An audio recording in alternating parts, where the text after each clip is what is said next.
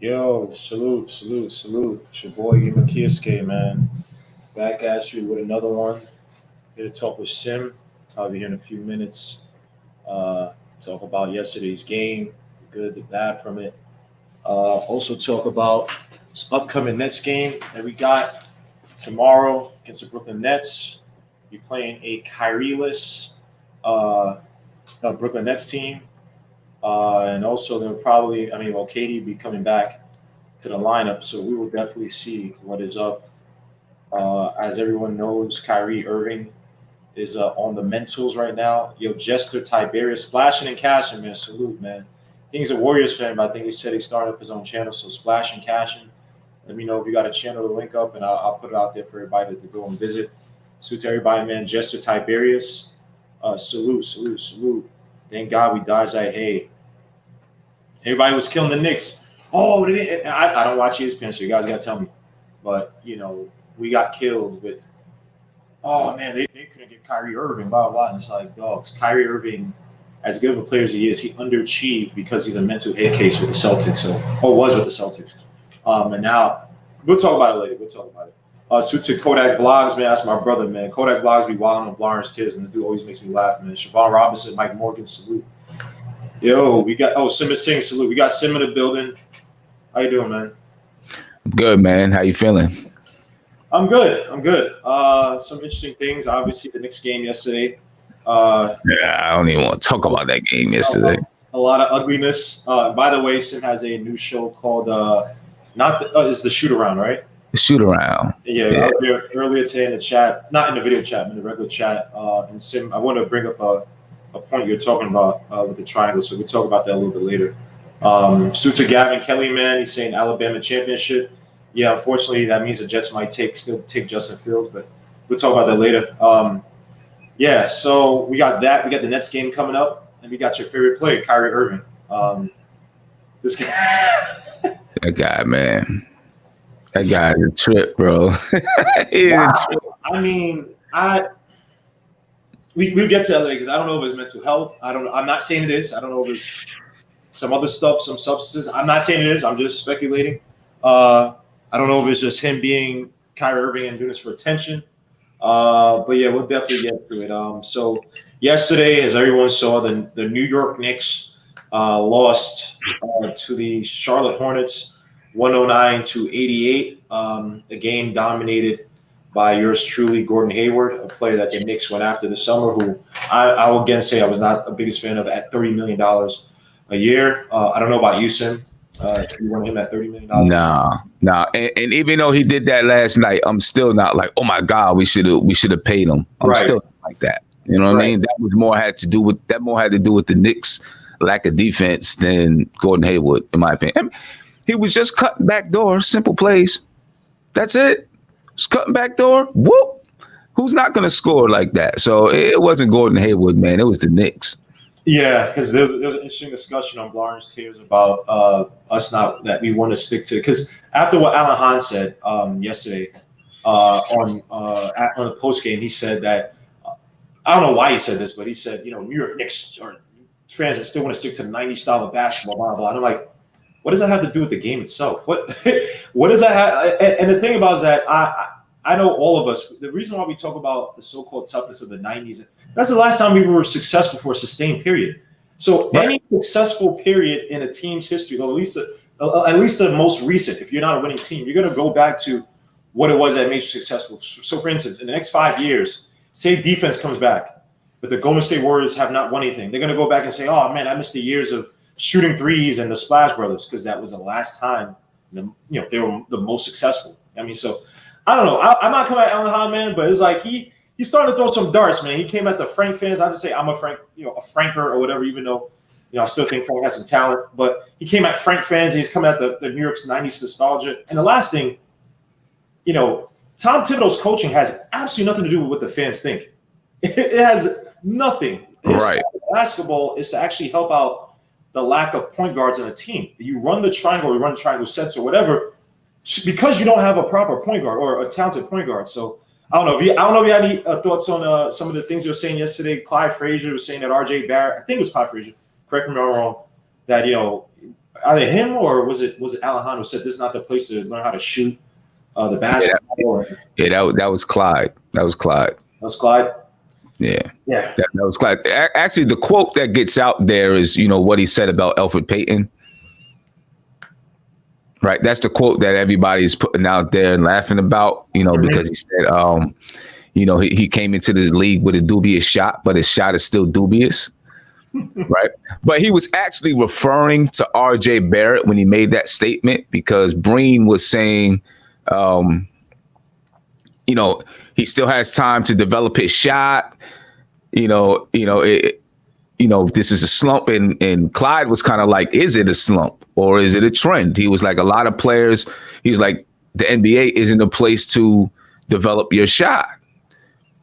Right. He said, and then that's when he said, look at Elfrid Payton. He came into the league with a dubious shot and he still has a dubious shot. Right. So, he was, and then afterwards, he kind of changed his stance and said, well, I guess you can develop your shot, because a lot of guys develop the 3-point shot, in the NBA. He said, but they don't develop the 2. So, but, he made that statement in really talking about RJ Barrett and whether or not RJ Barrett, if it's a trend or if it's a slump for RJ Barrett. So what are your thoughts on that in regards to RJ Barrett? I mean, I think right now RJ is pressing really, really, really hard, because I'm pretty sure he hears the chatter that he has to be, one of the 2 guys that's scoring the basketball. And right now he's scoring it, but he's not doing it efficiently. I'm sure he hears it, and then I'm sure he just holds himself accountable. Like, damn, I got to hit my shot. I got to score. And it's not like he's not getting open shots, because he gets some very wide open looks, and he's not hitting them. And right now, I can see it in his face that he's thinking about every single shot that he puts up, and is like really focusing. Like, I got to hit this. I got to hit this. Or maybe he was talking about LaMelo. You're right. He could have been talking about LaMelo. I see Trizzy Trey. I thought he was talking about RJ, but maybe he was talking about LaMelo. Either way, he was talking about somebody else, and he mentioned Elfrid Payton. But I do believe that RJ's a hard worker, and he can work himself into developing a decent enough shot. I don't know if he's ever going to be a spot on, straight up scorer. Mm-hmm. You know what I'm saying? I don't know if he's going to be that kind of a just straight up, I'm knocking down the mid-range, boom, boom, boom. And I'm knocking down the 3, boom, boom, boom. I don't know. I mean, he's got to develop something, though. I think he's got to develop a little bit more craftiness, because he doesn't have a lot of speed. He doesn't have speed at all. I don't know who it was. Someone either stole the ball from him, not last night, the night before. They either stole the ball from him, or I think they stole the ball from him, or maybe he lost it, whatever. The defender picked it up, they're on the way up the floor. RJ couldn't catch him for nothing. And he was hustling, trying to catch him. He couldn't catch him. I see him on a fast break sometimes. He doesn't have the speed to really get out with the ball and just go. So I think he's going to have to just develop a lot of crafty moves, a lot of fakes, a lot of pump fakes, put the ball out this way, fake them, boom, come up back up this way. Just a lot of crafty moves I think he's going to have to develop around the basket, because he can't get over the rim. He can get over the rim, obviously, but he can't get over the rim high enough to score over defenders. And then again, that mid-range jump shot, I think he's got to master that mid-range jump shot. I'm hoping that Tom Thibodeau, you talked about, what a coach is for. I'm hoping that Tom Thibodeau can find a way from the beginning of a couple of games, just get him some very easy looks at the basket. Set up some plays that just get him a couple of dives, a couple of screens that get him an easy look at the basket, get his game going from the beginning. I seen him do it in, I don't know if it was the first game of the season. Maybe it was preseason. I don't know. The ball was on one side of the floor. RJ had a couple of screens. He dove to the basket. Boom, got an easy layup. We need Tom Thibodeau to help him get going, not just put it out there, say, okay, here's the sets that we run. Find your shot in that set. I know he's getting good shots in that set, but when you have a player that's struggling, I think it's on the coach to say, let me find a way to help you out of it. You know what I mean? Let me find a way to put you in a spot so that you can get a couple easy buckets or easily go to the line or something like that, just to get you there. You know, and then of course players got to help them out with it too. But you know, I look at Coach Tom Thibodeau and say, hey, help him out, get on the floor. You know, let's start one of the games and get him the first 3 shots. You know, have 3 sets, get him the first 3 shots, unless there's like a steal and a layup or something like that. But get him the first 3 shots, and see if we can get him going early. So, but he's got to. You know, we need to do something. I think Tom Thibodeau's got to help him out. Well, I'll say a few things. One, he's getting a lot of minutes. He leads the NBA in minutes per game, right? And people saying, you know, last year I remember people were killing Fizzo for it. Fizzo was like, oh, he's young, blah, blah. But I think at this type of usage, it's a little bit too high. Now, I still want him to start, but I think you lessen his minutes, because I saw a play yesterday where he almost stole the ball from Terry Rozier. And Rozier got it back, and he was trying to track back with Rozier. Rozier wasn't even going full speed. And RJ looks like it was cement on his feet. So again, the number of minutes that Thibodeau's put on him is a lot, right? That's one thing I'll say. And again, I ain't making no excuse for him, right? He has to improve. But one thing, and salute to Nick G for getting me on this. He put me on to the Ringer interview. I don't know if you saw this with Mike Green and Bill Simmons. This is games ago when we were, still riding high. And he said a few things about Tom Thibodeau, that if you do something wrong on the floor, he's gonna like drill it and drill it and drill it and drill it. Right. And make you run that same play, right? Which I think that he might be doing on the court to an extent, because it seems like people are killing RJ. But and remember, there was an ugly game RJ had a few games ago, an ugly shooting game. I think it was a game after the Pacers where RJ had maybe like 10 in the first half, he wasn't looking good, and then in the second half he started to kill. And I think after that game, you heard that Thibodeau, he said, I like what RJ's doing. So I think that Tom Thibodeau's trying to work through all the ugliness through his game. Mike Green also said that, Steve Nash has talked about RJ and say, like, this kid, he's going to work at a maniacal pace in regards to any weaknesses. He knows he's not the best at shooting. He knows he's not the best dribbler. But he's working on it constantly, right? That's not saying no one else has good work ethic, but the thing with RJ is, like, I think that when you look at it this year, I'd rather see the ugliness now, because anybody who's fooled to think that we're some top playoff team, you're sadly mistaken. And this is the same development that we were praying for with Fizdale, right? It's like Knicks fans is like, what do you want? You want us to develop when we don't have the we don't have the so-called superstars, and we have a bunch of young kids who need development. Then when we get a few wins, it's, we got to go to the playoffs. These guys are holding us back. It's like, no, got to let the kid work through his ugliness. I think there are a few parts placed on the floor. One thing I would have RJ do, like I said, I have him as a zone breaker, because there are many times in that game yesterday, many times period, where for some reason Tom Thibodeau keeps, like, he'll put like 5 out and maybe Mitch down low on the block, right? But they'll be playing like a 2-3 zone or even a 3-2 zone.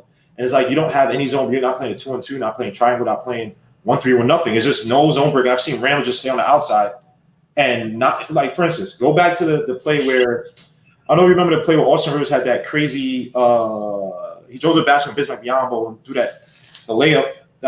It looked like if I didn't get fouled, but he made it. On that play, you saw no one else besides when Mitch caught the ball and gave it right back up from the inbounds play. No one else, like, I think Randall was still there, didn't get into near the foul line, didn't help nothing. And like I said, Rondo did it in the playoffs against the Lakers, right? You go back and watch it. I'd have RJ get at the foul line. You could have him and Randall switch regards to who's on the perimeter or who's on the wing, and who's on the foul line. RJ is a decent passer. He has decent court vision. Yeah, sometimes he forces a shot, but you give him that ball, I can see him throwing floaters. I can see him throwing the alley-oops to Mitch. I mean, I'd have him on the Jimmy Butler diet, right? When he has the ball, right?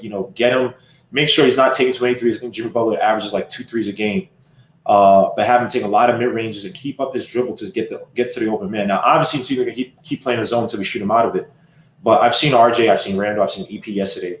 Make passes to Knox. Hopefully, Knox can hit some more shots. But have RJ Barrett as a joker versus just this outside, guy waiting on outside taking the shots. Again, right now we still don't have all our players, but again, I'm confident that. Well, let me put it like this: I'm positive that RJ Barrett, given all the things that he's probably hearing, that Tom Thibodeau hopefully Then I say hopefully that Tom Thibodeau will put him in a better position. And again, he's hearing all these things. He has to fix up his form again. He's not getting a proper lift. I think he's a little bit tired. Takes some minutes off of him. But I think that he's going to start to get it and start to temper down the shots. I believe yesterday he only had 3 shots from the outside, right? I think he went 0 for 3 from last night, right? So, but you know what else you mentioned the minutes, right? Mm-hmm. And I don't have problems with players playing a lot of minutes, but one thing that happens when you play a lot of minutes, sometimes you need that 10 minutes on the bench to look at the game and just recalibrate a little bit. He never gets that chance to just sit out. You know, if he's playing 38 minutes a game, that little, 10 minutes that he's out really isn't that much. I mean, what is it, 48 minutes in the game? But you need a little bit more time sometimes to just sit out, be able to really take a breather, look at the game and say, okay, let me get my head together. Let me just take in what's happening out there. For RJ, it's kind of like you sit down for a couple of minutes and then boom, you're ready to get back in the game. You know what I mean? You never really gets that chance to just kind of soak it in, figure out what he's doing, think about what he's doing. And I know people say, well, you got days in between games and stuff like that. And you do got days in between games. But when you're playing the game, sometimes you just need that mental break to be able to get yourself back together. He doesn't get a chance to get that. Neither he or Randall really gets a chance to get that. Right. Last night he took 5 3-point shots. 5. Sorry about that. Yeah, they never gets a chance to do that. But I think when we get pieces back, because then you look last night, like Reggie Bullock or not having Reggie Bullock hurt us last night. You know what I mean? He's not a great offensive player, but just, some of the energy and some of the toughness that I think he brings hurt us because we didn't look tough at all last night. And I think he brings a little bit more of that toughness that would have been out there. And I don't think Gordon Hayward, he probably would have been on Gordon Hayward, would have been getting that many backdoor cuts and all of those type of things, that he was getting last night. So we definitely missed Reggie Bullock last night. And then when they are playing, man, Reggie Bullock and Alec Burks do this with Randall very well. That little handoff, Randall sets a screen, and then they get a shot right in that foul line area. Pull up a shot in that foul line area. Sometimes they give it back to Randall on a little roll or something like that, or it makes the defenders pinch the foul line area and they're able to kick it out to another shooter out there. I think we missed that play as well. You know what I mean? Because we had nobody else that could do that with Randall, and I think that's become kind of a staple in some of the things that we do. Mm-hmm. Right now, it's only Reggie Bullock and Alec Burks who do that. So I think, once we get some guys healthy, it's going to help RJ Barrett because, you can rest him a little bit. He doesn't have to worry about being the main guy, or one of the main guys all the time. He can say, all right, I could take a break and maybe Alec Burks is scoring and it doesn't have to be on RJ. He could sit for a little while. I'm not saying you're putting him on the bench and he's not getting back in, but he can sit and just kind of get a break, let his legs rest, recalibrate, and not have the same pressure on him when you're in a slump. Because it's tough. If you got that pressure on you to be one of the main scorers and you're not hitting, now you're really pushing yourself. So, we kind of need that. We need those guys to come back. And last night, Tom Thibodeau went with 8 guys. I was wondering if he was going to maybe give DSJ a shot. Our guards weren't playing well.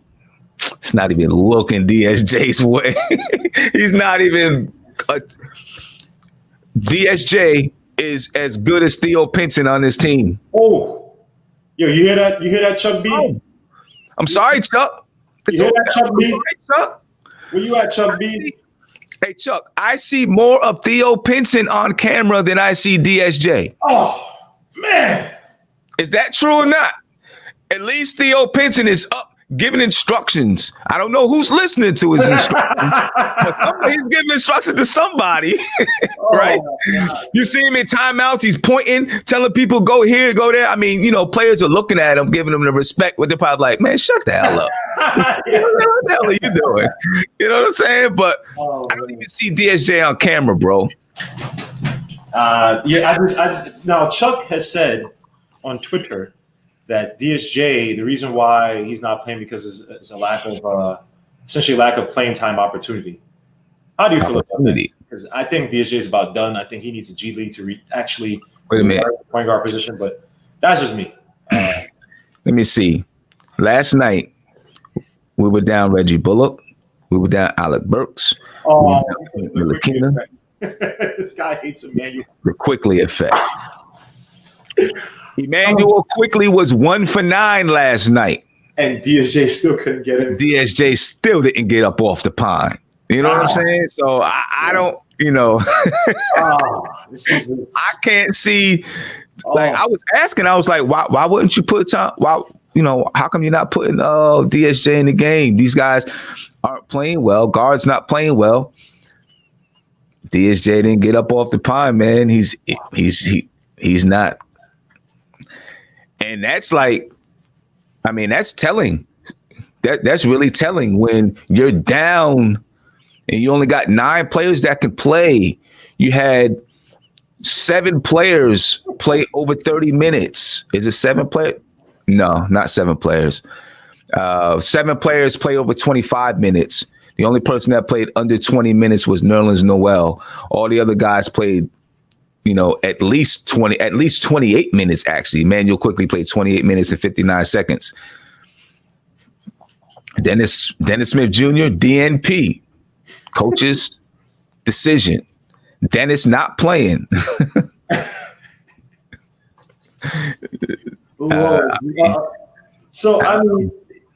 Chuck, that's it about DSJ. Don't bring up DSJ again. I got respect for you, bro, but golly, don't bring up DSJ, man. Salute to everybody in the chat, man. You got Coach Colorblocks, David Jackson, Chuck B, salute, man. David Alsanat, Kodak Vlogs, Jason, man. We got a lot of people coming in. Devonair, Polo Don, Jason. I just called y'all. Brooklyn Charlie, Troy Burrow. Salute to you guys. J. Fahim Jr., Ralph Jean Francois. Glenn Greenstein, salute. Brandon McNeely, salute, guys. Yeah, we're in here tonight, man. T. Williams, Mike H. Real King, Jester Tiberius, salute. Casey Smooth, salute too, man. So with Arthur, go. But just one last thing. I do agree with Chuck B. He said, Emmanuel Quickly hasn't played well in 3 straight games. Has he earned more rope than Dennis Smith Jr.? I guess according to Tom Thibodeau, he has. Clearly that's Tom Thibodeau's guy, and Dennis Smith Jr. isn't. So, and Kodak Vlogs, suit to Robert Parr and RF Gaming. Kodak Vlogs makes an interesting point. He says IQ is bad for 3 games. DSJ is just bad. So it might be time to move on. I was saying, so it might be just time to move on from DSJ. Again, I think the kid, he is a product of, the college AAU hype of dunks and all that stuff, and he lost his athleticism. 2 ACL injuries, even though he was still good after that, and then the back injury. Right now, he's still trying to find his way, but he doesn't really do anything else on the court. Even though he was playing good defensive preseason, he hit a few threes, but overall, I think he's just a liability. Again, if Tibbs finds it fit to play him, it is what it is, but I'm just saying how it looks like. I don't think he's going to get that. Yeah, I agree. And so Chuck thinks that Knicks draft picks get a long leash and DSJ isn't a Knicks draft pick. But then what about Randall? Randall wasn't a Knicks draft pick. Right. He had I know people liked his 19 and 10 last year, but even Mike Green has said, this is a different Randall. This is not the same 19 and 10 Randall from last year. Take away the, 22 points and I think 12, 11 rebounds. Now, and I think 7 assists. Take away the stats itself, he's playing a lot different. So again, if you are good, like I guess they say Randall is, and I think he's this year especially good, you're gonna get a long leash. Well, which he is right now. Yeah, that's just it. If you're one of the top players on the team, Regardless how good your team is, if you're one of the top players, you're going to play. I mean, I don't think it matters that DSJ is one of the draft. Kevin Knox is not one of the. Well, he is a Knicks draft pick. My bad. Not this regime. Well, Scott Perry is still there. I don't know. He said that. I'm sorry to cut you off. He said if RJ wasn't a top 3 pick, he would be on the bench with DSJ. RJ rebounds. I disagree because RJ is averaging 7 rebounds a game, 4 assists or close to 4 assists. Like 4 assists a game. The only issue with RJ is that his shot is not dropping. That is it. He plays every other part of the game well. It's his shot. Right. That's it. It's just his shot. I mean, it's not like that with DSJ. You can't even say that it is, man. You can't even say that it is. It's not like that with DSJ. So I don't know what's going to happen with DSJ. It's going to be interesting to see if Frank gets back and the Knicks are still down players. If he's going to play Frank, that'd be interesting to see. I know you say that because of course that's your boy. If Frank is somehow the answer to our 3-point woes, we know you're going to be throwing a parade. But that would be interesting if Frank can come back and give you 2 to 3 threes a game. Now let's talk about someone who did hit some threes yesterday. Your boy Kevin Knox. Now, is this a so-called? Now I think his first 3, he was kind of like smiling, whatever. He had 1 3 where he kicked out his leg. He was feeling himself. Yeah, he was smiling. He hit the first one. I was like, yo, bro, we're down like 16 points. Yep. 15 points. Why are you smiling right now? He's just like, oh, yeah, man, this is fun. It's like, But I'll give him the credit. He helped to almost bring us back, I believe, in that second quarter where he had a few threes, I think. Third quarter wasn't good. This first half, it was good. Second. Yeah, go ahead. He didn't score in this. I mean, he only scored like 1, I think. 2 points in the second half. Right. But that second quarter, I mean, if it wasn't for Kevin Knox, we'd have been blown out the water long time ago because he got hot. Yep. Now, because people sit here and say, RJ Barrett sucked yesterday. No, if it sucked. Not making no excuse for him. He had to get better. Knox had a really good game. Can he keep this up? Because we've seen Knox with these heat checks before. We've seen him when he gets glowing hot. Can he do this for at least like 4 games and then maybe tell off 4 games? You know what I mean? Like, can he build from here? Or is this the Knox we've seen in flashes? We've seen it before. I mean, I don't know. He's shooting 40% from 3 for the season. Right. And he's attempting 4 threes a game. Right, shooting about 41% from the field. I think he's kind of found a role here. Well, not here, but with this team, kind of found where he fits in well with this team. And then now can he start to really excel? Like last year, you didn't see, there wasn't much of anything that you could tell from what was going on last year, but like you can kind of see, okay, this is where his role is. Can he make it happen again and again and again? I don't know. We'll see. But he's consistently on the floor, right? He's averaging. What's he averaging? I mean, right now he has to because there's not a lot of players on the team. I think he's averaging 24, 25 minutes a game or something like that. Maybe it's 23 minutes a game, somewhere around there. Sorry about that. He's averaging 21.8. 21.8 minutes. Yeah. So, we'll see if he can continue. Right now, if he's just going to be a 3-point shooter right now, I'll take it. I'll take him, just being that 3-point shooter until he can, figure out how to consistently put the ball on the floor as well. Right. Last night, Ebru was like, after the first half, I was talking to him. He was like, he's kind of like Novak. I was like, he's not like Novak, bro. Yeah.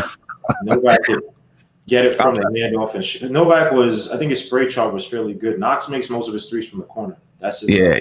I mean, but basically what he was saying is like that's all he is a Novak. And I was like, I think he's as far as the way he plays is more than a Novak. Will he score as much as Novak, and all that kind of stuff, we'll see. But, like when they were doing the full court press, Knox helped to advance the ball, right? When there was, when they were doing that press, Knox can, he can get a rebound and go full, go coast to coast, or like, he picked up the steal. He didn't make the steal. He picked the ball up after someone knocked it out. He was able to go coast to coast. Novak wasn't going coast to coast. No. Or anything like that. So there's some things that, there's some things that he does well that Novak didn't do, and Novak was a better rebounder than Kevin Knox. So I mean, it's not about Novak, but I just can't wait to see how when people really get healthy, and you talk about even with RJ, him getting a chance to play, where he can really get up and down the floor, even though he doesn't have a lot of speed, he knows how to run a fast break. When he can really get out there with,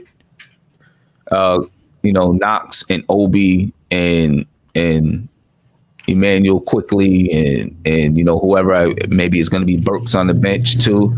Get out there with those guys and play a faster, get up and down a little bit more. Right? I think that's going to help Kevin Knox, and it's going to help RJ too. I don't know when we're going to be able to get those guys back. I have no idea about Obi. Obi is a ways away. Burks is a ways away. Frank is a ways away from coming back. But I would love to. I can't wait to see them guys when they're able to get out there and go, because that unit, if you look at Alec Burks, Emmanuel Quickly, Kevin Knox, RJ Barrett, Obi Toppin, and I'm not even whatever with Nerlens Noel. When you look at that group right there, they are built to get up and down the floor, right? You got two guys in Alec Burks and Kevin Knox who can knock down the three on two sides of the floor, right? You got Obi who can fly to the basket. You got Quickly who can get the ball out, get it and go, move it. And you got RJ who can run the lanes really well. That team would be built to get up and down the floor. So I feel like it would help. It's going to help RJ. It's going to help Kevin Knox. Where does Austin Rivers fit in that group? I don't know. But, even when if RJ's not playing with them, Austin Rivers would be playing with that group, and still they'd be built to be able to get out there and run, because we're last in the league in fast breaks. A lot of that is because we don't create the kind of turnovers that we can run, when we do force a team to turn the ball over, they're taking the ball out of bounds. So, I'm looking forward to seeing those guys get back so we can see them guys get out there and play a little bit, but I don't know when that's going to be. Yeah, it is rare right now because, he's still going with a small rotation. We just don't have anybody healthy and guys who would open up the game for us. It's really weird. Again, wish we could have got another shooter in the draft, like a Desmond Bane, who I think he's like killing it right now, like 47.5% from three. And Quickly's going through struggles. He's a combo guard. I still don't think he's fully healthy. When you look at him play defense now, he's not shifting his feet as much. And again, there's a small sample size, so I don't know what it is. But I'm just showing a chart with your boy Knox. And again, he lives on that corner. He is a corner. Well, I shouldn't say he's a corner boy, but terrible. But if you look at it, like literally, he lives in that corner. And I saw a play yesterday. Hopefully, Knox gets his little things right. And again, I think he was the best player on the court yesterday, just regards to his impact and his production. But there's that play with Randall, where Randall picked up his feet and was looking for the pass to Knox, but LaMelo Ball was like in that area, so Randall was looking for somebody to pop out, and Knox didn't flash up more close to the wing versus the corner. And so, yesterday you just watch, there's just a lot of miscommunication. Hopefully Knox becomes agreeable where he's on the court. First and foremost, salute to Stephen Fox, salute to Blarn's Tears, man. Salute to all you guys, man. Tay34, man. Salute. Thanks for joining us, man. Latrell, I am Jarrell, Darley. Salute to you guys, man. God emoji, Elijah, salute, bro. Yeah. And that play was both of their fault. Kind of. I mean, it's always going to be the passer's fault, though, right? Because the passer has to make the decision whether or not to pass the ball. But that was kind of both of their fault. Randall I mean, he leaves his feet a lot when he's going to pass the ball.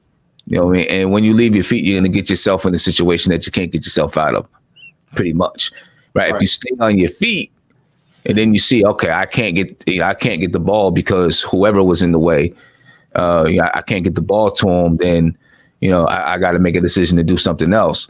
But then, when you're the person receiving the pass, you got to be able to recognize too. Okay, there's a player there. He passed it over here. Let me reach my hand out and take a step over and grab the basketball. Catch it when it's there. So it's kind of a two-way street when it comes to passing and catching. Normally, it's going to be on the passer, right? Because the passer has to control whether or not to pass the ball. He did the same thing with RJ earlier.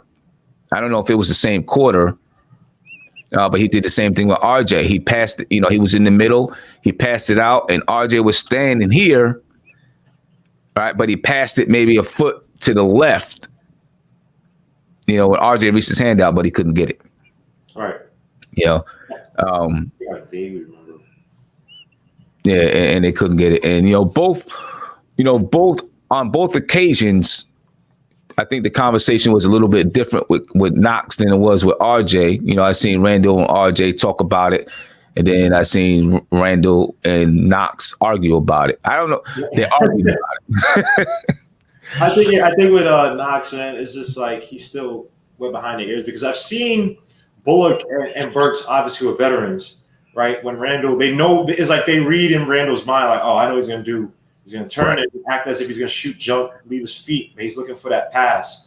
And we got to give us Randall some slack. Earlier in the season, a few games ago when he was hot with the facilitation, and everybody's going crazy. Randall had those type of plays where he'll leave his feet and he's finding guys like Burks in the first game, Bullock. He's finding those open 3-point shooters and they were hitting shots. So.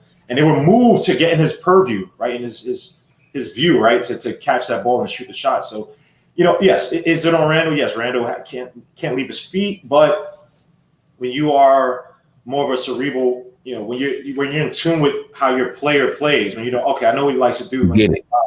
You're gonna do that. Just talking about. Oh, we got a phone call. Anthony Dunbar, he's gonna kill me. Hold on, guys. Get ready for the slaughter. Right, here he goes. You already know. Hello, welcome to Legion of Knicks. Who am I speaking to? Speaking to the #1 Knicks fan. Oh, wow. You know what it is. Listen, I'm waiting for you to admonish me. I'm waiting for you to Well, I'm not going to do that to you tonight, G-Mo. What's going on, Sim? G-Mo, what's going on with you, brother? How you feeling? I'm gonna start off on Sim tonight, G-Mo. I'm gonna give you. Oh boy, here we go. Yeah. Well, I'm gonna give you a second. Sim, I was watching the show the other night, and you and the team was pretty much in unison as far as with Peyton, and not believing that Peyton was part of RJ Barrett's problems. Is that pretty much fair? Yeah. Yep. I do not believe that RJ's bad shooting is because of Elfrid Payton. I believe RJ's bad shooting is because of RJ. Okay. This is one of the things. Bottom line. This is one of the things that I think that you guys missed, and maybe I didn't hear it. I came on late or early one. Maybe I didn't hear it. When I watch Peyton, Peyton for the most part has given up trying to do those threes and those long jumpers because that's not his game. But when he's in the game next to RJ, as bad as RJ struggles, he makes it even worse because that's another player in the starting offense or on the floor at the same time that you don't have to defend, or you can throw that zone up against them because why? RJ's struggling and Peyton's struggling, and if Peyton gets into the lane and is not doing his floaters and so forth, he's not helping out your overall offense. That's one. Two, when Peyton is in the game, he makes RJ more so of a traditional shooting guard, which RJ was not in college. RJ was more of that quasi with ball in the hand.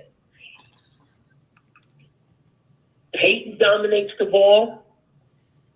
Randall dominates the ball. Neither one of these guys are your long-term solution on this team. Wouldn't it be better for kids to slowly more give RJ the ball to be able to decide, dictate the offense, and get his shot here and there as well? Well, here's the thing. RJ, he doesn't have the speed that people think. I'm sorry. If you see RJ try to penetrate, every once in a while, he can blow past someone and get to the basket. But when RJ does have the ball and he is the facilitator, he's not able to get into the lane to facilitate the way people think. He's got to facilitate from the post. And if he's going to facilitate from the post, he's not going to have the ball in his hands as your normal facilitator, bringing the ball up and doing those type of things. Right. And RJ has a hard time scoring in the paint. When RJ gets in the paint, he can't score the basketball. He can't score over defenders. Right. I mean, when you look at their percentages, I mean, when you look at RJ, he gets open 3-point shots. He gets wide open mid-range looks at the elbow. He gets these shots all game long. I'm not saying that Elfrid Payton is our long-term starting point guard. He clearly is not. He's, is he going to end up being the best point guard on his team? Right now, he's the best point guard on the team. Will Thibodeau decide to go with Austin Rivers at some point? I don't know. He hasn't yet. Maybe he's waiting for Austin Rivers to get more practice time in. But RJ's getting wide open elbow shots. He's missing them. He's getting wide open 3-point shots. He's missing them. He's getting looks at the basket, and sometimes you got people coming at him, right? But he can't elevate over top of those guys to put it in. I don't understand how that is Elfrid Payton's fault. Right? Because no matter who's in the game, no matter which point guard, no matter which guard is in the game, RJ Barrett is not making shots no matter who's passing him the ball. No matter how many times he is on the ball with the ball in his hands, RJ is not making those shots. So I don't understand how it's Payton's fault. That's my whole argument with Payton. It's not that I'm just Payton has to be our lead point guard. I don't care who's the lead point guard, to be honest with you. I came into the season saying that I thought Austin Rivers was going to end up being the starting point guard. But I'm not going to blame RJ's troubles on Elfrid Payton, because when you look at the numbers, people can say what they want, right? But Elfrid Payton is shooting the ball way better than RJ. It's not like RJ's playing 38 minutes a game. He's got his chances out there. But people can argue about what Elfrid Payton closes off the floor for RJ. But is that really the case? Because Elfrid Payton, it's only 11 games into the season or however many it is, but he's shooting close to 46% from the field. He's shooting 33% from threes, not shooting many threes, but he's shooting 33% from threes. When you look at RJ, he's shooting 18% from three. He's shooting 36 or 37% from the field. I mean, there's a difference in what those guys can do. And when you talk about someone who can get to the basket, Elfrid Payton can get to the basket much better than RJ. Now, what he has to start to do is realize how to kick it out better. RJ, if you pay attention to last night's game, when RJ started scoring with that starting unit, it's not like he scored when somebody else was giving him the ball. In that third quarter, Elfrid Payton found RJ on some really good kickouts so that he can get going a little bit. You know what I'm saying? I mean, he found him on some kickouts earlier too, and he didn't hit the shot, but he helped RJ get going a little bit last night, although RJ still didn't score a lot. So Elfrid Payton's got to work on, when he gets in there, being able to kick that ball out a little bit better instead of always taking that floater. You know what I mean? But we don't have anybody better than Elfrid Payton at getting to paint. What you're saying, I'm just saying as far as who he's being matched up with and how he's being utilized. When I see him in that corner, waiting for the pass, that's not necessary. That's not his game. You know what I'm saying? He's not the fastest. We talked about this last year. And I remember telling you going to the season when I wanted to see RJ work was a lot more of his explosion, his twitching, things to make him a little bit more quicker and stuff, because he's not the most athletic guy, but he is 6'7", you see what I'm saying? And he's not going to get his shot block on most nights. But that's pretty much what I wanted to touch bases on with you guys. And just one more quick thing. Yeah. What did you guys think of the offensive game plan last night coming out, especially in the first quarter from Tibbs? Did you see an offensive game plan? You want me to answer? I mean, the game. I mean, the game got away so quick. I don't know if we got to see anything. I think our first play, Austin Rivers tried to pass it to Elfrid Payton, and they stole it and went down.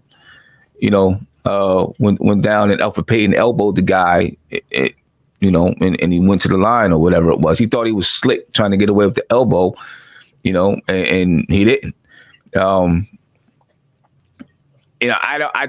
not sure exactly. I have to really go back and look at the beginning of the game and focus in and see if they were trying to do anything. I don't know if they were trying to do anything besides what they normally do, to be honest with you.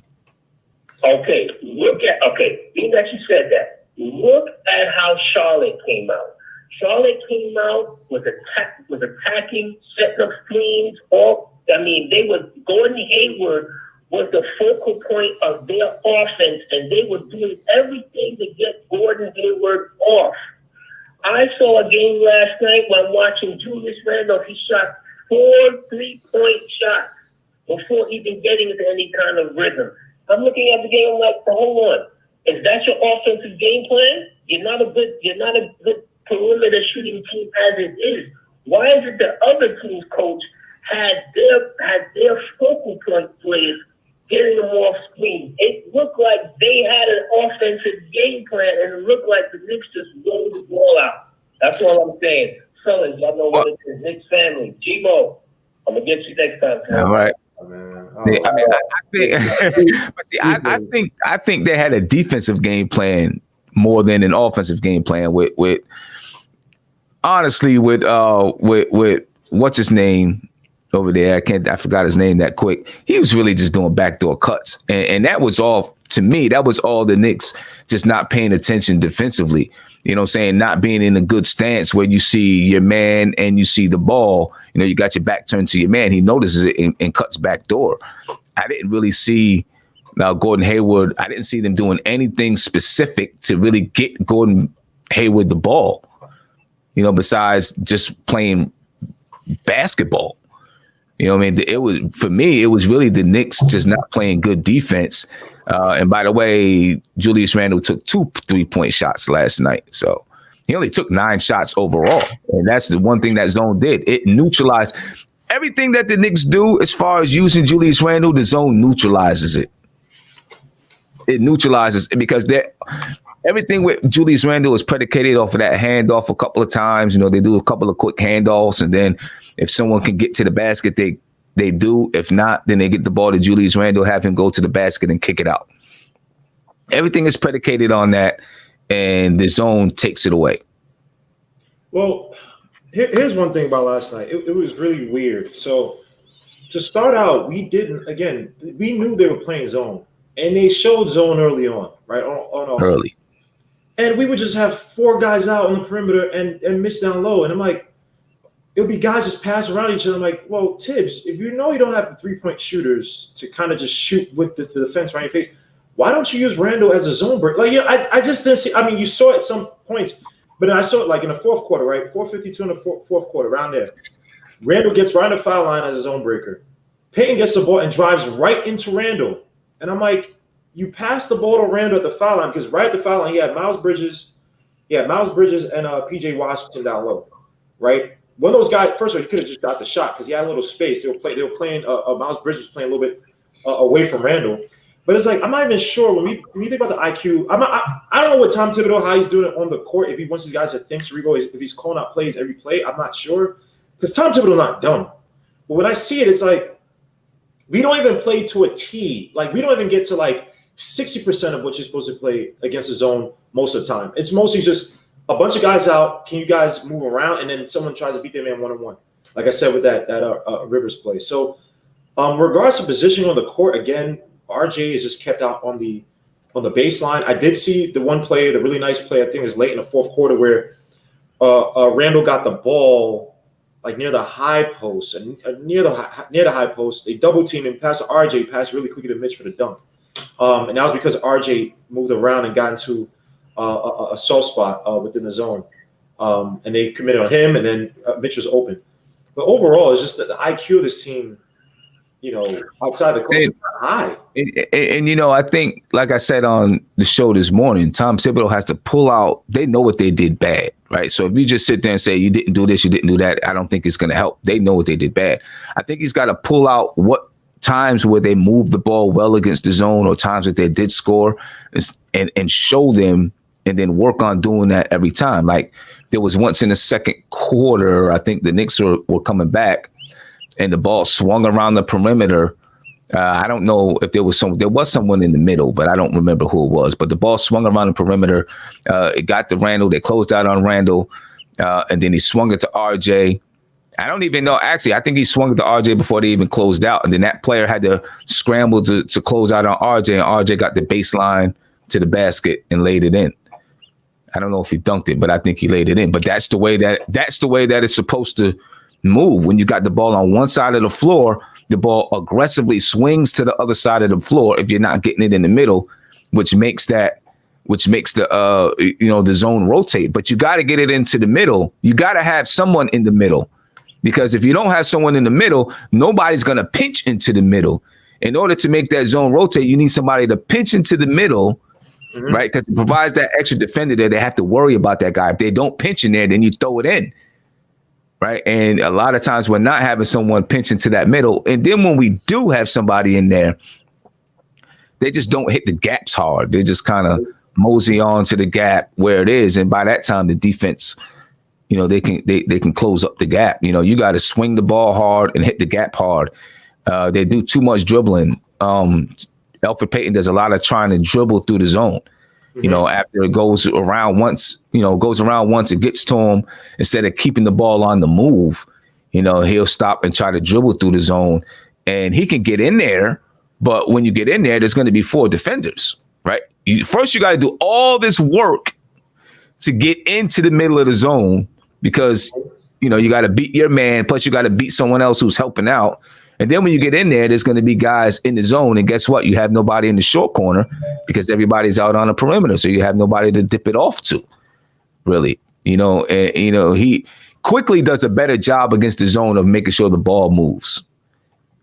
Right. And I think that's why Tom Thibodeau likes him on the floor. He does a much better job making sure the ball moves, and then being able to. He also slices into the zone, but his is off of 1 or 2 dribbles.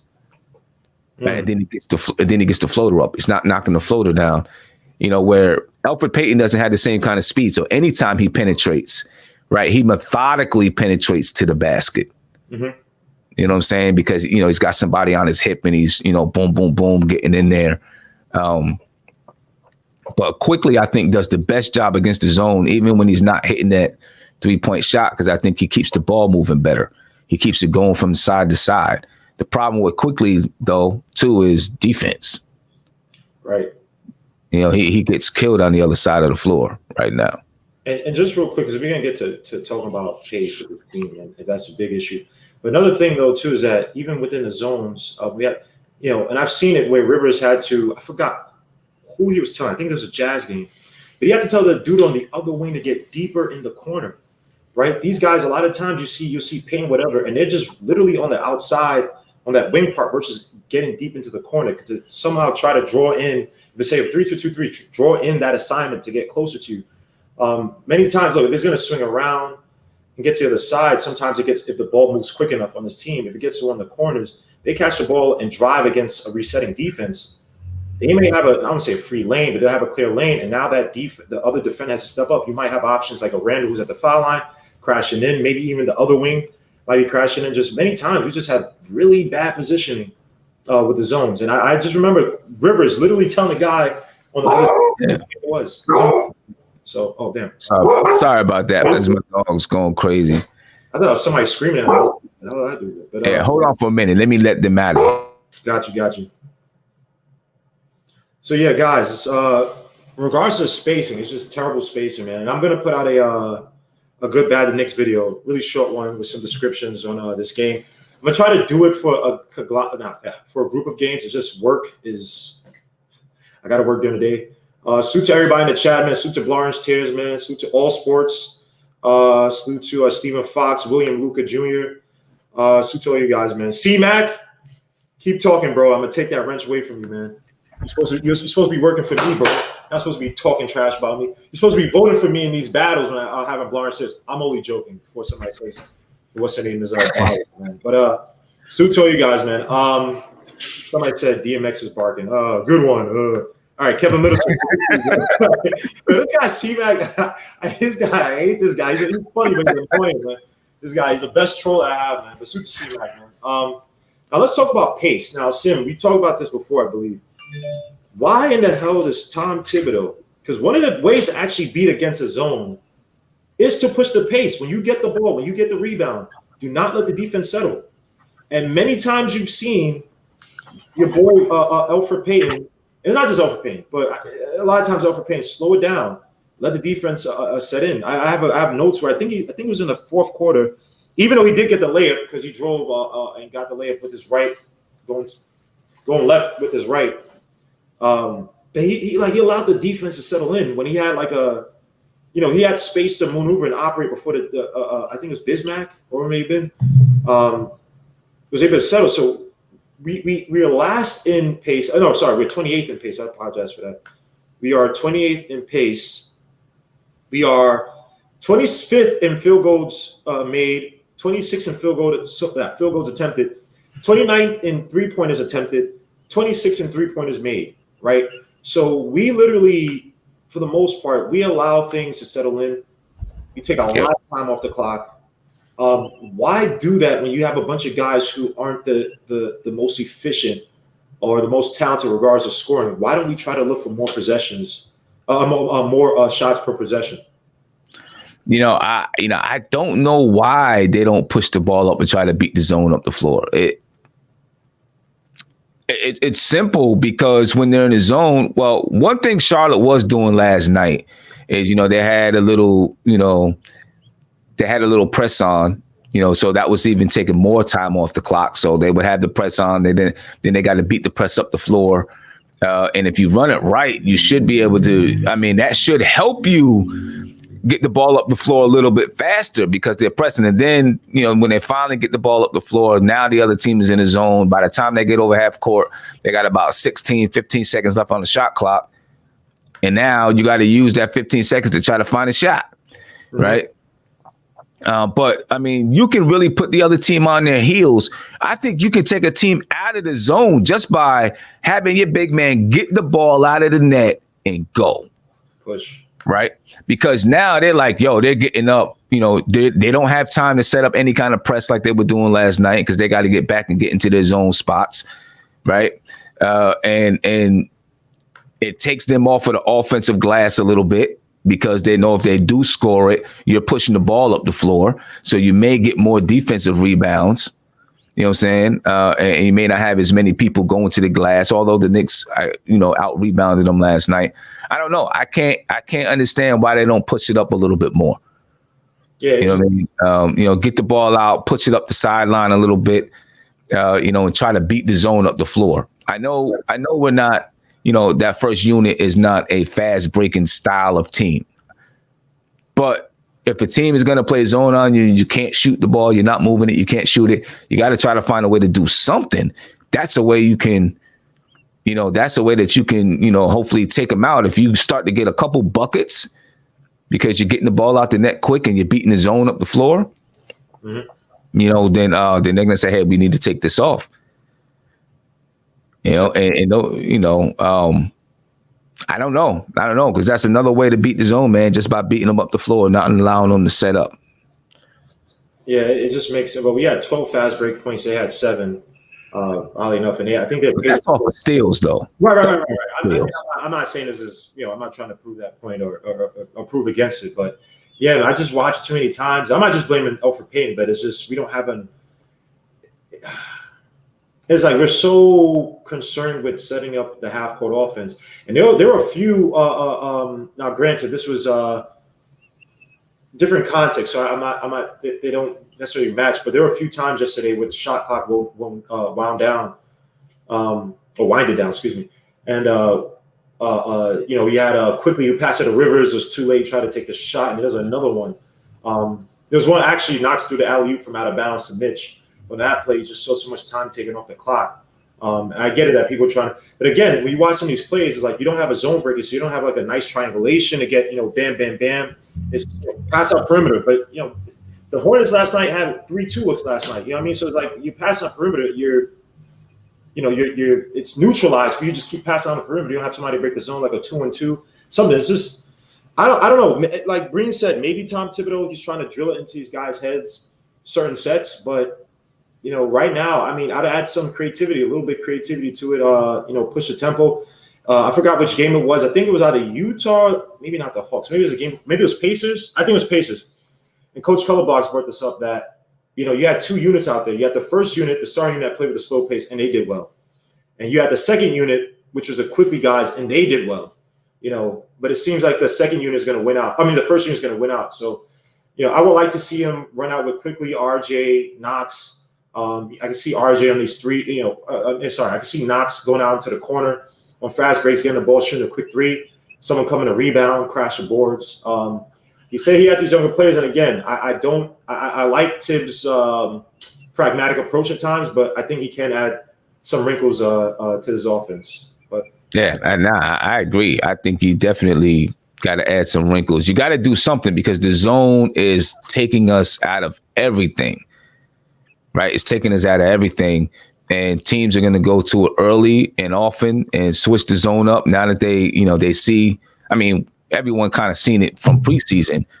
What the weakness can be, but if you get that ball out and go up the sideline, no matter what zone they're playing, you go up the sideline, not dribble up the sideline. You start dribbling towards the center of the court, but then you pass it to someone who's on the wing.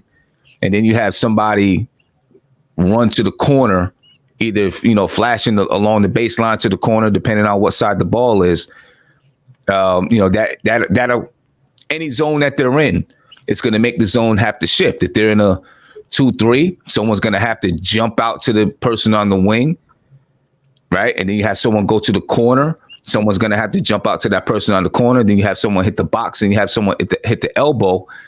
On the ball side, and you've already overloaded that side, right? And that's quick. You get the ball, boom, boom, boom, up the floor, and then if they're in a 1-3-1, it's going to do the same thing. You get that ball to that wing. You got to watch that they don't trap once you get it to the wing, but you should have a person coming to that corner because that corner is going to be open, right? Or if you don't have someone come to the wing, you look to that corner. Because remember, they're in a 1-3-1. So somebody, you got three guys along that foul line area. That backside is open, right? And you put two guys in that back, down along the baseline where they only have one defender. You look for that corner right out of transition, getting the ball out the net, and make those guys have to shift often and early, before their defense really gets set in. And, you're going to find gaps all over the place. So hopefully, they work on those type of things and shoot arounds and stuff like that. I think they have a little bit of a break after Sunday, where they can really get some practices in. But they got to do something up until then because, every team is going to throw that zone at them. Some teams are going to be better than others, but they're going to get smacked around with that zone every night. So, you got to have to do something. You got to try to get a little bit creative. I agree. So, Coach Coloblock said Knox should be sideline running like crazy. Path for him to bust zones is there, but he's super complacent when I watch him. Yeah, that's what I'm saying. Hitting that sideline, boom, hit that sideline, get it up there. I mean, I mean, he is complacent, but I think the whole team is complacent with getting the ball out the net and going. I think if they get the ball out the net and go, it forces everybody else to say, let me get to my spot because the ball might come. You know what I'm saying? If you're not in your spot once or twice and that ball is there before you are and you turn it over or you fumble it because, you're not ready, you'll learn real quick. Let me get out here quick and get to my spot. But we're not doing that. We'll get the ball and, walk it up the middle of the zone. And the zone is set. They're sitting there looking at us, knees bent, palms up, waiting for us to do something. Just stagnant. Yeah, I agree. And what's name made Kevin Middleton made the same point I made about oh no, that's not it. It's not it. Hold on. He made kept saying Tips should flash RJ to the free throw line on the zone, hit that shot or jab or drive it. Agree, put Rivers on the wing quickly at two key or top key, I think you're gonna say. Render elbow to elbow. Yeah, I agree with mixing it up. But so we got your favorite team tomorrow. The Brooklyn Nets. Your boy Kevin Durant is coming back, I believe, because it's the 13th, because he had the old C word. Yeah, I think he came back against OKC the last game. He played against OKC. He had like 30-something against OKC. Right? He still lost. Yeah. That's beautiful. Because that sounds painful. So, yeah, damn. They are, let me see their schedule. They are 5-6 right now under head coach Steve Nash. And your boy Kevin Durant's averaging 29.3 points, 42.5% from three, 5.7 attempts, averaging 51.6% from the field. The next up is Kyrie Irving, but we'll talk about it in a few. Kyrie Irving was averaging 27.1 points a game, 42.6% from three over 8.7 attempts. Joe Harris next at 14. Oh, sorry, not Joe Harris. Karis LeVert at 18.4. Joe Harris. Why does this thing not do it in order? Karis LeVert at 18.4 points, off of 42.7% shooting from the field. Joe Harris 14.4, off of 51.7% from the field. 50.8% from three at 5.7. This team, when you talk about their rankings, you'll be very surprised as to why they are 5-6, only 5-6. In team rankings, they're fifth in offensive rating, ninth in defensive rating, second in points per game. The only places where they rank below 10 is in offensive turnovers, offensive rebounds at 13, turnovers at not offensive turnover, turnovers at 29th, and assists allowed 28th, and then points per game allowed at 16th. All across the board, they're top 10 in the rest of them. Assists number 4, field goals made and attempted 3 and 1. 3-pointers attempted and made 2 and 3. Field goals percentage 7. 3-point percentage 7. Free throw percentage 4th. Pace 6th. Defensive rebounds 2nd. Steals 9th. Blocks 3rd. Field goals allowed 2nd. 3-pointers allowed 7th. Forced turnovers 10th. I remember the first game they played, and I think it was the Warriors, I believe. And I looked at that team. Now they had Kyrie Irving. They did have Dinwiddie, and Dinwiddie's out. He got hurt. But I said their bench can challenge some starting teams, right? They have a solid squad. Now you got Dinwiddie out, you have Kyrie Irving out. I don't know if you watch any games, but if you give me some color, obviously you're gonna be throwing zone at us. But do we have any answer for guys like Kate? Oh Lord. We were talking about that earlier today. Oh. Who's gonna guard KD? I just don't see an answer for anyone who's gonna be able to guard Kevin Durant. And obviously nobody in the league can guard him, but who can at least make it tough for him? Nobody. It's going to be, it might be one of those nights where KD just lights it up for real. Because I just don't see who we have that can at least make it tough for him. RJ can't, in my opinion. Randall definitely can't. Right? Who is going to make it tough? Who's going to guard him? Who's going to make it tough for him? I don't know. I just don't know what we're going to do with KD tomorrow night. It's hard for me to see what we do with that guy. And that's what made me ask the question, would Tom Thibodeau consider running zone himself? A little bit. Just a little bit. Every once in a while, you get a player that you can't guard, Throw some zone at them. See what they can do. Now, people talked about his stubbornness, right, with regards to offense. I'm watching these games, and again, any team that can run pick and pop will kill us because the whole idea with the ice defense, right, is to wait, or ice pick and roll defense is to wait for the point guard to recover. The teams know this, and any team with a decent point guard, they're going to drive deep into the zone and force force Mitchell Robinson or Randall. Happens every time. It happens. The first player, the first offensive player for the Hornets, pick and pop, got it out to PJ Washington. Randall couldn't recover in time. PJ Washington beats Randall to the basket. Yeah, it happens every single play. Every single play, they run that screen and roll. And either Mitch, it's always on Mitch or Randall. They help out the guard. Guard takes 1-2 more dribbles, like kind of commits a little bit, and then they dip it over. And I mean, and you know, some of it has to be that opposite guard has to help out too. Right. So if you got the screen and roll on one side, okay, say, you know, Elfrid Payton and Julius Randle, Garden, whoever, all right, they do the screen and roll. Julius Randle helps out. And, you know, say it's Kevin Durant is at the top of the key, right? The guard that's on the other wing, I think, has to help out, stop the ball from getting to Kevin Durant, make him have to skip it to the other person instead of getting it to the person who popped. You know, I think that other guard is going to have to help out because our big men get caught every single time, and then they got to run out, hands in the air, and you know, they knock down the open three or they go past them. Every single time. Every single time.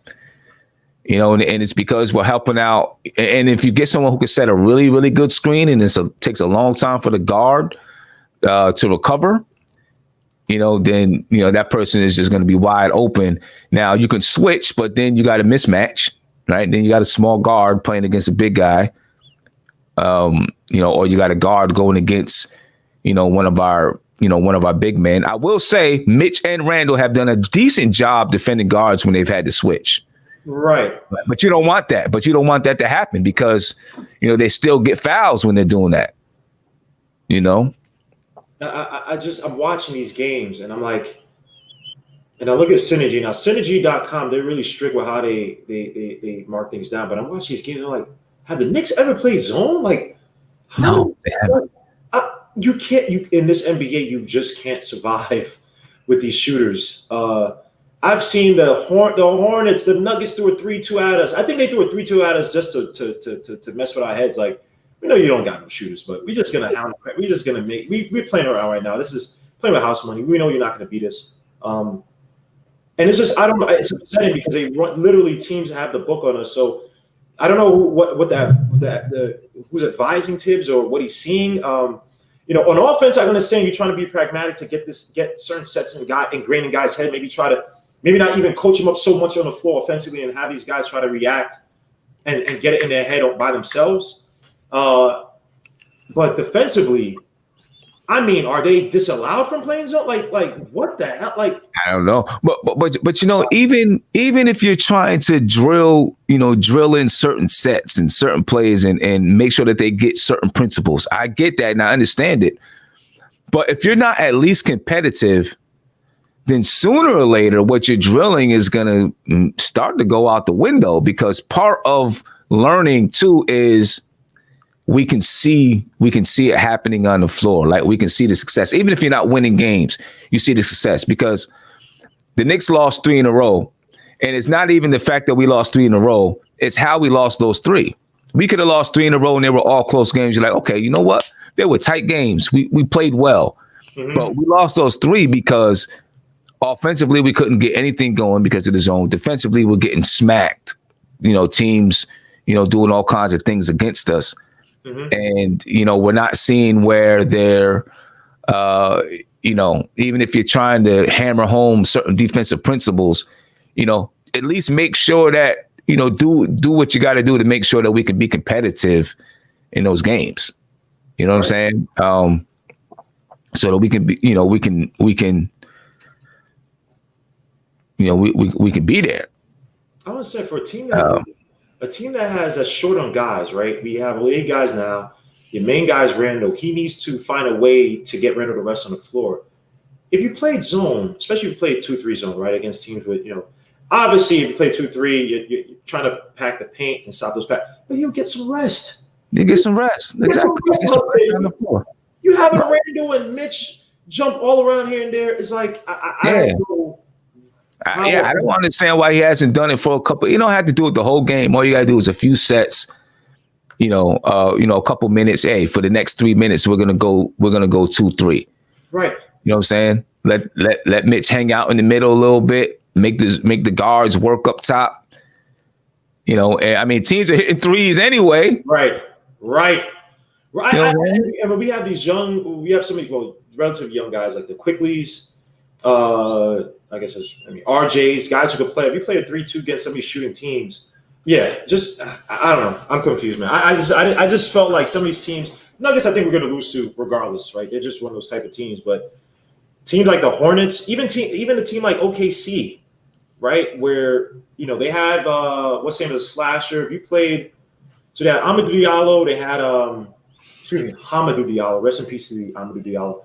They had SGA. They had Horford, who's hitting those threes. I think a simple zone where just guys get into their positions versus trying to reset on transition and try to find who has who while you have these 2 slashers able to kill you. I think a 3-2 zone would have done you well against the OKC team as soon as they started hitting those threes. Because again, who do they have to really break that zone of big man and get inside? Yeah, but him and Baisley. I tell you what, the one thing about OKC, man, I think that they're surprising a lot of people right now. They're 5-4. They're on a 3-game win streak. They just beat the Nets, right? Or beat the Nets 2 games ago. Yeah, they beat the Nets a couple games ago. I don't know if they're playing tonight. No, I don't see them playing tonight. Right. Oh, yeah. Actually, yes, they are. They're playing San Antonio. They're down 5 against San Antonio right now in the third quarter. Yeah. Well, I guess maybe you gave them the ignition to feel they could beat teams, man, because, Lord, everybody's feeling good that, was it Friday? Everybody's feeling good, like, yeah, man, yo. And even I said, yo, you know what? If we do such and such, I think we could win this game. Third quarter came I was like, wow, this is freaking terrible. You got to be kidding me. But here's what I'll say about that. The Knicks need these losing game streaks. Losing game streaks. Yeah, losing game streaks. I'm sorry. We need to see resilience from the team. We need to see how they recover, how they adapt. You know what I mean? Because everybody's on a high. But again, the best teams, even the best teams, the Nets are 5-6 right now? We probably count them as an Eastern Conference contender easily. So we have to see how this team adapts. Who are the emotional leaders? Who are the guys who are, when in the film room, which they say they do a lot of, who are the guys who may even, I wouldn't say challenge challenge Tibbs and say, hey, Tibbs, this is not working. You know what I mean? Like, who are those guys going to step and say, hey, blah, blah, this is not working. Let's try this. I'm not saying that happens, but I'm just saying somebody needs we need to see growth from this team after a losing streak. So we'll see, man. But last but not least, your favorite player of all time, man, Kyrie Irving. He is good guy. He's throwing sage around. He's doing the Erykah Badu thing. Like, now the dude is talking about he's out for personal reasons, and he got caught yesterday doing the Millie Rock at his sister's birthday. No mask, whatever, and he hasn't even responded to the team. They're saying he's basically out. What are your overall thoughts? I got my thoughts, but what are your overall thoughts on this guy, K. Irving?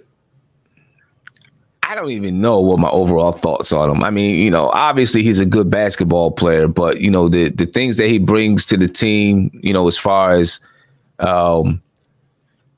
intangibles, his character, and stuff like that, to me tears the team apart.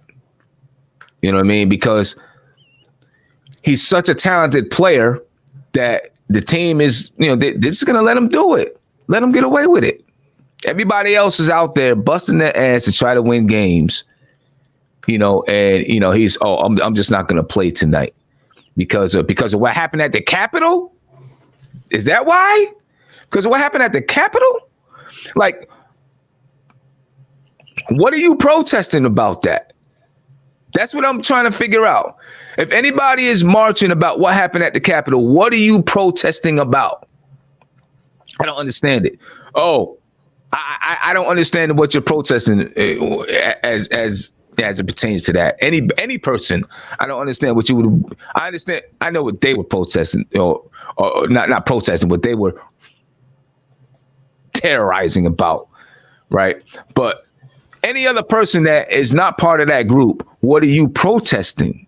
So, like, why is he saying, "Oh, I'm not going to play because of that"? If that's the truth, if that's what it really is, I don't understand that. Right. And then, but okay, so the team says we're going to respect that. Right. Because nowadays, in the way it is right now with everything, if it gets out there, he said, well, I didn't want to play because I was protesting this. And they said, no, you need to play. Then, it'll look bad on the team. Overall, it's going to look bad on the team anyways, putting them in a precarious situation. But you know what? If they're not fining him, then it's really not a protest, is it? Right? Because when you protest, normally you protest, but you lose something. You sacrifice something to protest. So then it's probably not a protest, but they're just letting them do it. Right? And then he's out, at somebody's birthday party, doing whatever you're doing. I don't know. I think Kyrie has a little something going on that, is not let out to everybody, probably. I would agree with that. Kyrie Irving is because remember, this is the same guy who I actually agree with when he said this, that the NBA, that players need to think, or if he said this, allegedly, if he said this, think about opening up their own league. Because I'm all for player empowerment. And if these guys have their own league, they talk about, this issue and that issue and, racism here and all that stuff, players have their own league. You'll get the endorsements, you get the money, and you have more ownership. So I'm all for that, more power for the players. But Kyrie Irving, now there are three things. Now you hint at something. I ain't accusing nobody of doing this. Obviously, there's the D word, DURGS, that some people be like, you know what I'm saying? And you've seen it from players before where they try certain things, and I ain't gonna get into that, but that is a possibility. It could also be a possibility that he's just a natural miser. He is he really thinks that he's above everybody else. He won a championship. Maybe he doesn't get any more fulfillment from basketball. And that can happen to a lot of players. You're burned out mentally. It doesn't, the appeal, it's come too naturally to you. I mean? You have your millions now. Hopefully you're saving up because maybe the league might find a way to blackball him, right? Where if the Nets find a way to release him or something like that, the rest of the league might be like, nope, I'm not signing him. And people could say collusion, but let's be honest. Would you sign Kyrie Irving? So it could be that. I know he's super talented. Maybe he goes to another team and they'd be like, oh, this is just, come on. But that it could happen to him. This is a guy, again, when he said that the NBA players should open up their own league, that's a shot to the own. That's a shot to the establishment. They don't want to hear that. That's why a lot of people in the media, bad mouthing is weird. At the same time, people say, Black Lives Matter and stuff. They're like, oh yeah, Kyrie Irving, don't say that. Oh, that's bad. But even though that should be for, that should be empowerment for us. But again, he's in the league. He's still in the league. So he has to be very careful how he moves forward. Because right now, this is a little bit too much. I don't think much people are on his side. I think Kevin Durant said something, but I don't remember. I didn't see what he said, but I think he had a comment. And it gets bad when you make Kevin Durant look like a grown-up. Like, that's how bad you're looking right now, Kyrie Irving. So right. And like Kevin Durant looks like, oh wow, he looks like an established. And I wonder, because again, people say that KD didn't want to come here because after they asked for his medical and blah blah. But I wonder if Kyrie Irving was in his ear telling him not to go there, go to New York, because I think New York wanted KD, but they didn't want Kyrie Irving after that. Right. Because I wanted Kyrie Irving before the Celtics things. After I saw, I was like, I'm good on Kyrie. We don't need Kyrie. Let's just try to get KD. It didn't happen. So I wonder if KD's like, damn, I let this idiot convince me to go to Brooklyn. And salute, obviously, I live in Brooklyn, but Brooklyn Nets ain't New York. It ain't the Knicks. But KD is also kind of a beta, so he probably is good in Brooklyn. But Kyrie Irving, man, I don't know what's gonna happen with him. He has to be really careful. And also another thing, and this is the more serious thing with him, it could be mental health. We've seen it players before where these guys, if you listen to the Kenny Anderson story, and he talked about Amy saying anything new. He talked about being molested as a kid and all that stuff and how it affected him. I'm not saying this happened to Kyrie. I'm just saying that a lot of kids, especially a lot of black kids, a lot of black boys, a lot of mental health issues that go unchecked. I mean, you get abused here or something happens here, trauma here, and we don't know. I'm not saying anything has happened. I'm just saying, I'm just postulating, speculating. And it could be the case. And, sometimes some of these players go into self-destruct mode. You know what I mean? Dennis Rodman, you saw a little bit from Michael Beasley. I think he's better situated now. A lot of these guys. And so if that's the case with Kyrie Irving, I definitely hope he gets help. Because every time you see him, it seems like he does these things. And it's like, why are you doing it? Almost like he's doing it like for a cry for help. You know what I mean? Like if you had your sister's birthday party, you could be there and just be like, yo, don't show me. No, right. But he's dancing and doing some, up and down. Come on, you're doing that purposely to be seen. You're walking around the NBA putting sage around to be seen.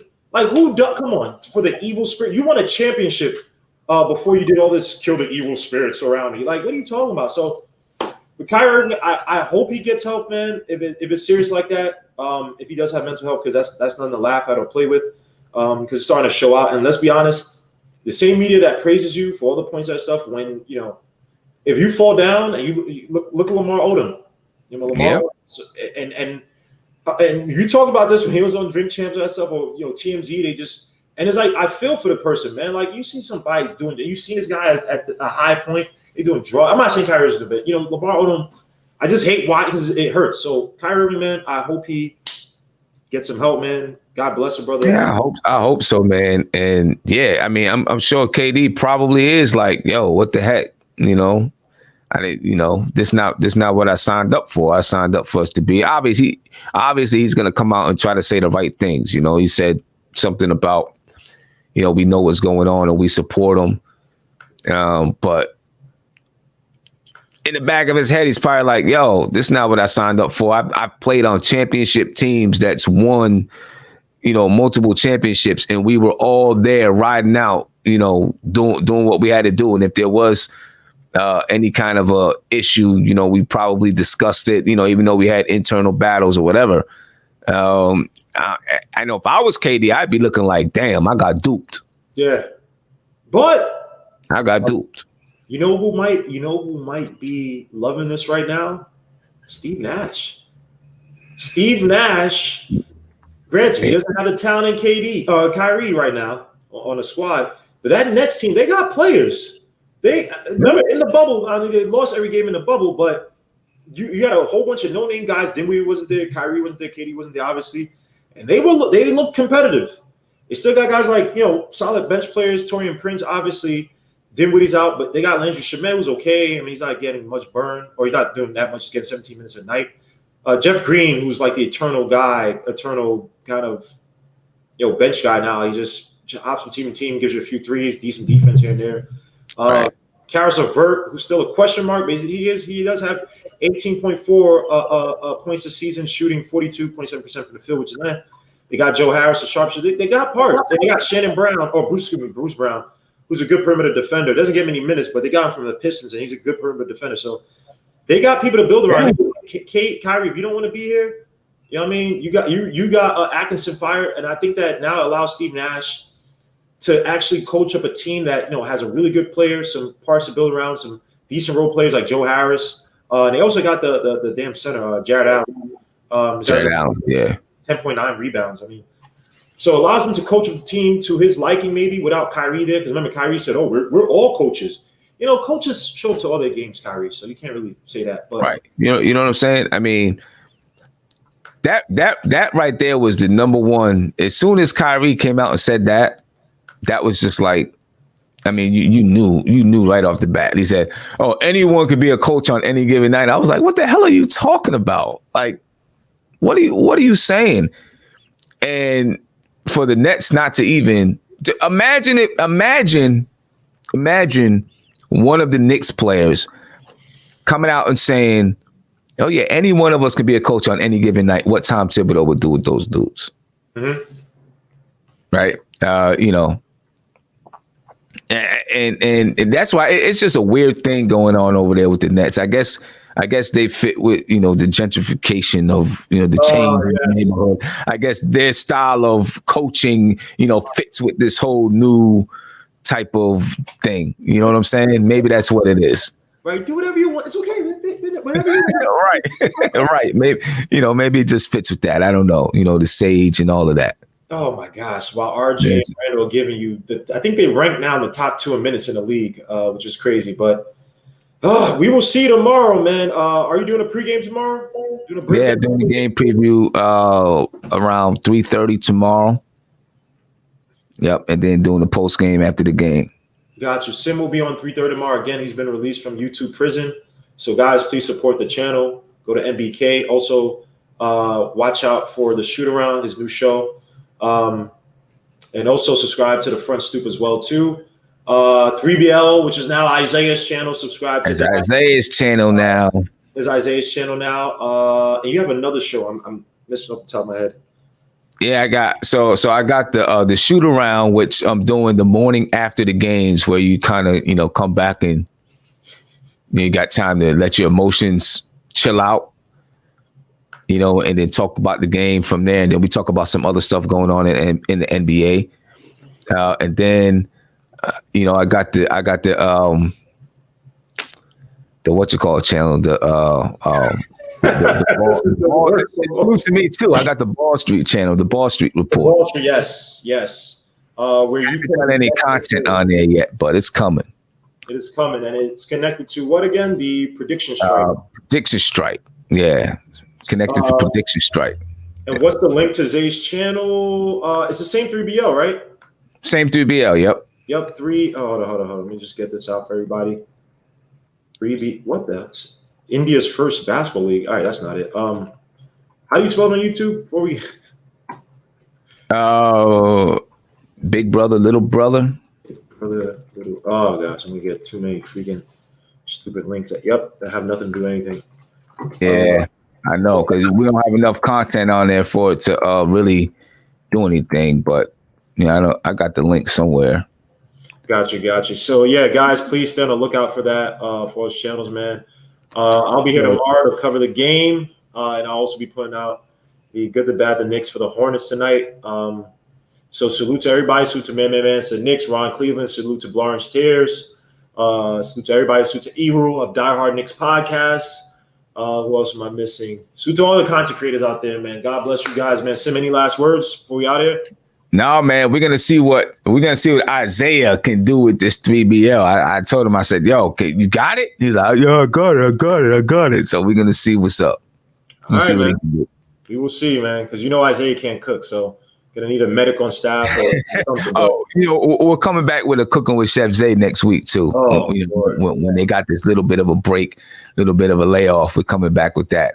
I see somebody asked about. Let me see if I can get this link up for Isaiah's channel right quick before we get out of here. Yeah, I got a bunch of children's links. I'm like, what the? Let's see, nothing but Knicks. Maybe that. Oh, here we go. Giants. That's what I should do. Yep. You got it? Yep. Give me 2 seconds. Yep. Big brother. Oh, you know what? Because I don't put a apostrophe. That's probably why. Yeah. Big brother. Yeah, and the whole concept of big brother, little brother hasn't come into fruition yet. But you got the Knicks and Nets and Giants and Jets and Rangers and Islanders, Yankees and Mets. You know what I'm saying? You guys get it? And the idea is to start to have people from all those teams, talking and debating and doing that kind of thing with each other. So it's up to Isaiah. I'm gonna be helping him, but it's up to Isaiah to get that thing going. It's Isaiah's baby, man. You better not treat it like a gigapet or one of those things. Right. Better feed it, man. This guy, man. But we out of here, man. Sim, salute. Appreciate you, man. See you tomorrow, man. We out. Peace. All right. Peace.